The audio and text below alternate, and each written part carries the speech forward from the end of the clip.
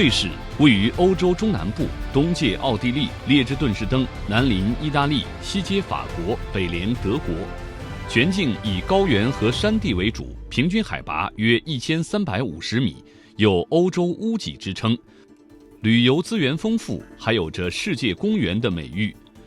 瑞士作为高度发达的资本主义国家，是世界上最为稳定的经济体之一，也是世界上最为富裕的国家之一，人均收入处在世界最高行列。工业是瑞士国民经济的主体，作为世界最大的钟表生产国之一，钟表业是其第3大出口行业。由于拥有发达的金融产业，服务业在瑞士经济中也占有日益重要的地位。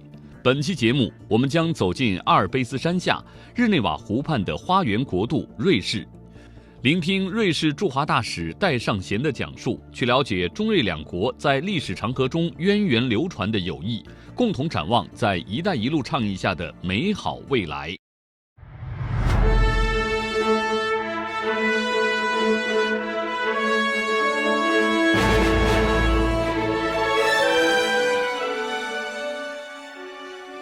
1950年9月14日，瑞士与中国建立外交关系。建交60多年来，双方高层互访频繁，经贸合作水平不断提升。中瑞两国日益成为重要的经贸合作伙伴。中国是仅次于欧盟、美国的瑞士第3大贸易伙伴。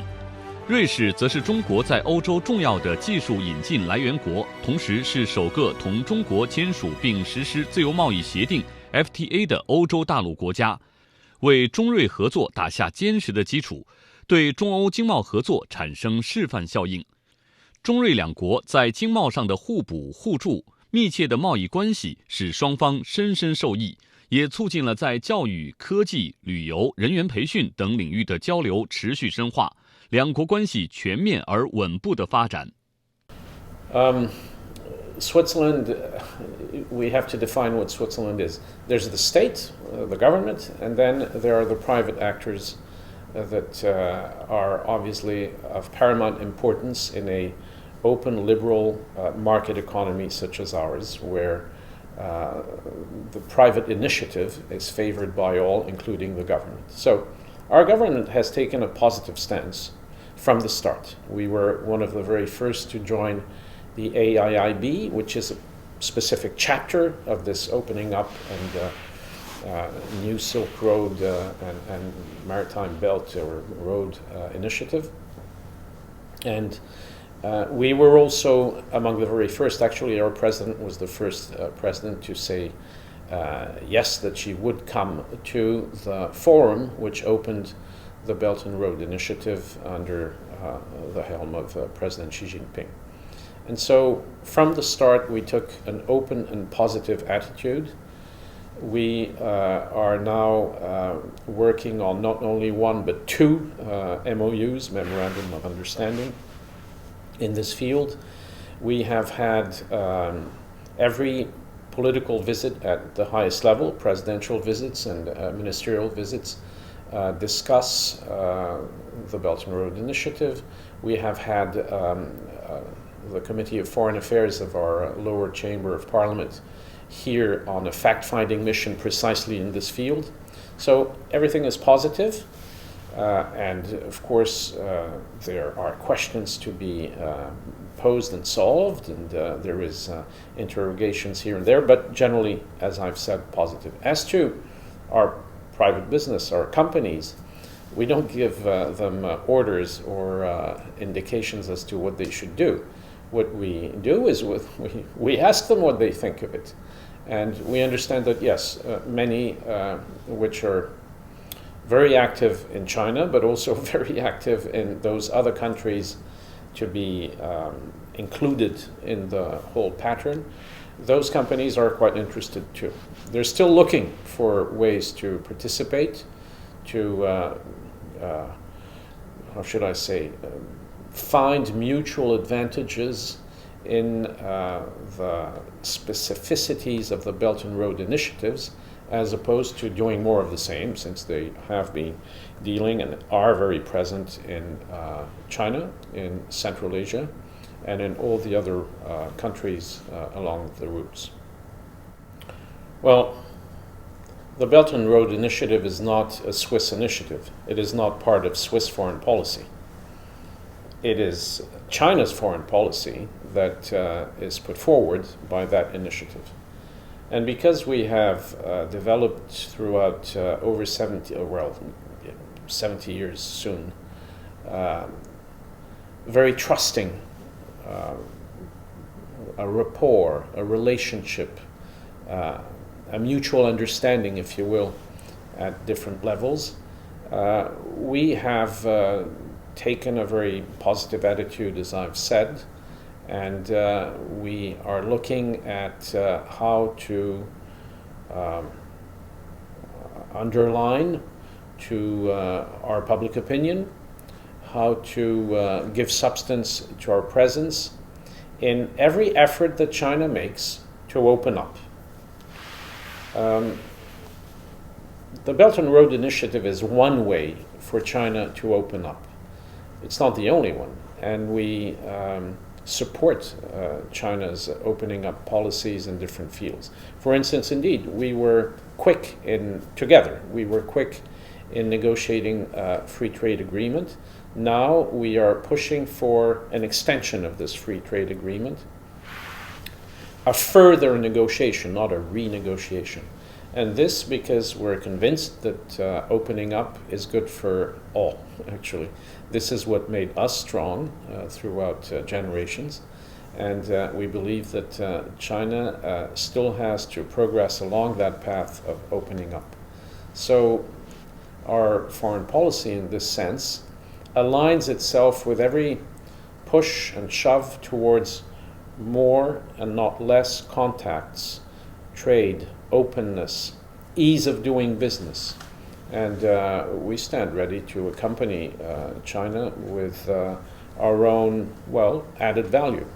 We're quite good at certain things that China needs, we believe, be it clean technologies or our financial expertise, our infrastructure and logistics expertise, our biotech and medtech, all of that which makes Switzerland very successful can benefit from a further opening up of China, be it under the helm of the Belt and Road Initiative, be it under a bilateral understanding beyond free trade agreement, or be it as we see China engaging even more with Europe, because we're a European country, or with other parts of the world in its own bid to support multilateralism, free trade. I'm just referring to President Xi Jinping's and Premier Li Keqiang's multiple comments on this, as well as our common understanding that the 2030 agenda for a sustainable development that is the only path forward, actually, that all can be done together instead of, opposing conflicting views and doing less. 一带一路倡议是国家主席习近平在2013年提出的联动欧亚大陆共同发展的合作倡议，一端连着最有活力的亚太经济体，一端连着最大的发达国家集团欧盟。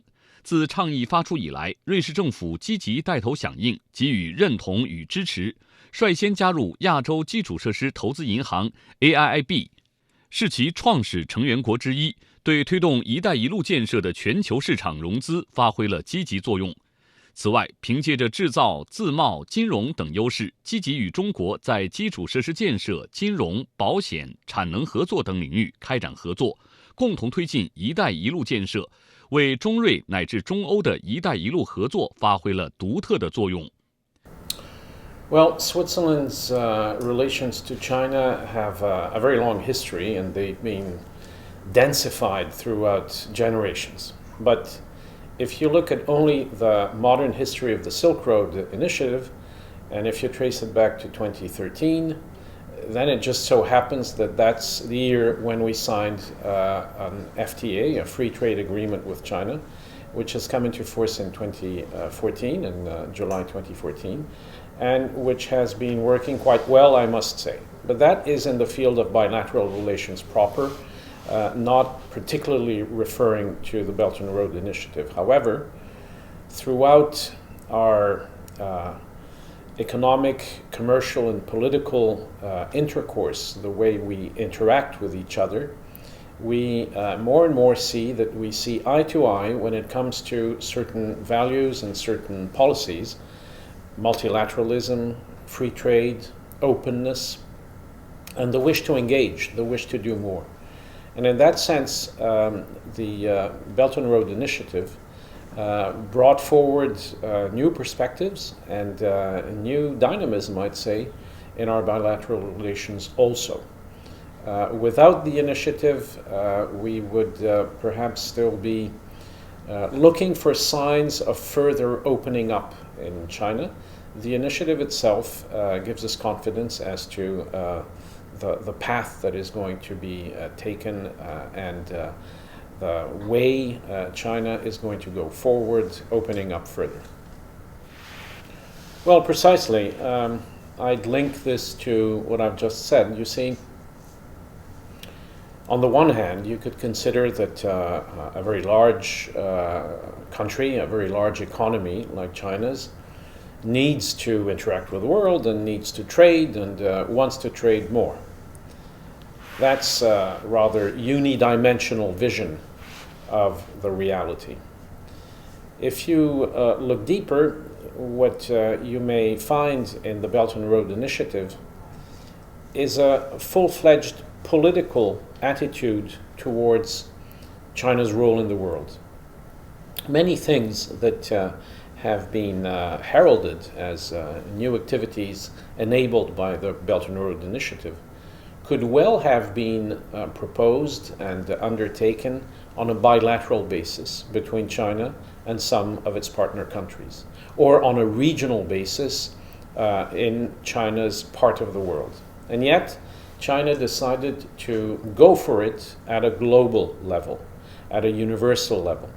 It offered the perspective of a Belt and Road Initiative, which is just a symbolic way of saying strengthening cooperation and trade along ancient trading routes, which now have been modernized, of course, and which are of interest to many more countries than was the case at the time, and doing it in a, well, as I've said, generalized pattern. That is a very good political sign of a China that understands its role and wants to live up to what it has become, that is the first trading power in the world and the second world economy, slated to become the first world economy in the years to come.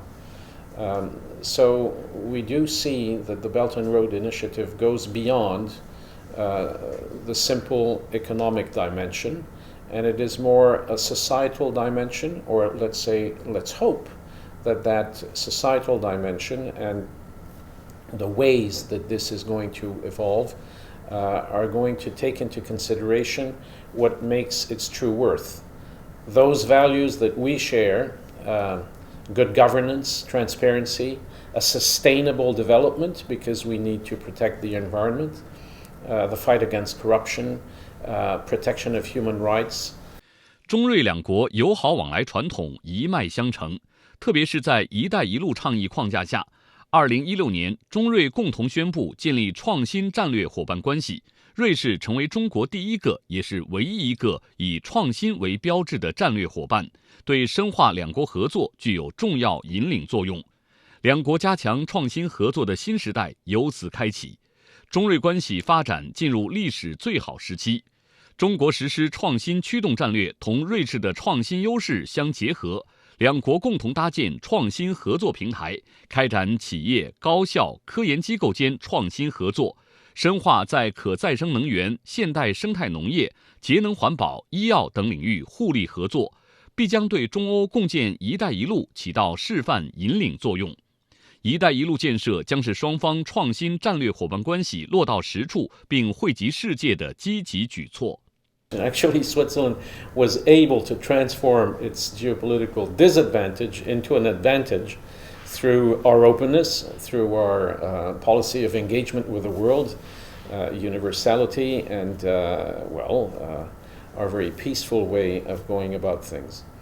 So what we see now is that we're well positioned as a world hub of negotiation, because we have so many international organizations in Switzerland. But we're also in the center of Europe, the EU. We're not a member of the EU, so we're not tied to all of the EU's actions and decisions. But we have a very open free trade pattern with the whole of the EU, and we're a major contributor to the EU. So we can, in all cases, be a bridge for China in its approach to Europe. And this is what has been time and again explained to us as one of the main Chinese objectives in developing further relations with Switzerland beyond the bilateral content, because we can, again, serve as a bridge, we can explain, we can serve as a reference, we can advise, and our domestic market is not, as some may have thought, limited and restricted to our small country. Our domestic market is actually the whole of Europe. So we can advise and bring in expertise at that continental level for China. And that, I believe, can be very interesting for China. What we have as high quality goods, expertise, and experience. For instance, when you look at what the Belt and Road Initiative entails, first and foremost, it's the development of infrastructures. That's building, construction, transport infrastructures. And all around that, you have a further development of urbanization, of building buildings. And we're world leaders at clean buildings, at proficiency in lowering the carbon imprint of urbanized areas. If that were to be taken sufficiently seriously by partners, clients, but beyond the clients, city planners, town planners, urban planners, and in general terms, governmental decision makers who are entrusted with making the future glow and not weigh on future generations, well, we can bring in, without any political baggage, because we're a neutral country and we're an old friend of all of our partners, we can bring in that expertise and knowledge that we believe should be shared, because it's good for the whole, it's good for the planet. It's not about making money by signing a contract. It's about improving the way the world develops. Now, we're not the problem solver of the world, but we do have some added value in certain fields. When it comes to good governance, we have a track record of being able to help. When it comes to the development of the way communities interact among themselves, and of course, the way to go about a full, balanced development, but respecting the individuals and local identities. Our model serves as a guarantor of the fact that we know a bit about that. And because we're ranked and have been for almost 10 years now as the most innovative country in the world, we're constantly bringing in new solutions. Those solutions may not be embodied in new gadgets and new consumer products every day, but they're embodied in processes, the way to do things, the way to establish a more rational approach to solutions and problem solving. That innovation capacity, everybody boasts innovation capacity, but we're discrete achievers in this field, and this is why we're ranked number one in the world. Well, that can be very useful for China and for all the countries along the road, because never forget that the Belt and Road Initiative implies huge amounts of money, and we have the financial expertise to make that be as rationally used as possible. Huge amounts of money which are going to kickstart and jumpstart some developments along the road. So it's very important to go the right way, to try to avoid that which has been proven wrong in the past and that we know can be improved on. And when you do it properly according to tried and true experience, through a pragmatic way, and again with no strings attached, then you get to a better solution from the start, and that's good for everyone. We're not the only ones who can provide that, but this is certainly overall what we can bring in easily. For that to happen, however, our companies, our private sector, our technicians, scientists, and in general terms, experts have to be called in. For instance, if you have a pattern of tender that tends to always favor the Chinese companies, because this is a Chinese initiative, it may be understandable, but that's not conducive to the best standards, because then you shut out foreign companies. So our companies have to be taken in. They have to be taken in seriously, not for just for their name, but for their track record of being able to provide the best solutions. If that is to happen, then I'm sure that the Belt and Road Initiative will prove that this push for openness, push for engagement with the world is really meant and well meant.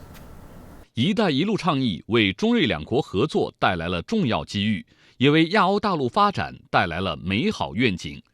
在未来，中瑞两国将持续推进政策沟通和战略对接，不断深化政治、经济、人文等各领域合作，共同推动“一带一路”沿线国家和地区的基础设施建设，促进人员往来及人文交流，使欧亚各国经济联系更加紧密，相互合作更加深入，发展空间更加广阔，实现互联互通，更好地参与到全球化进程中，共建人类命运共同体。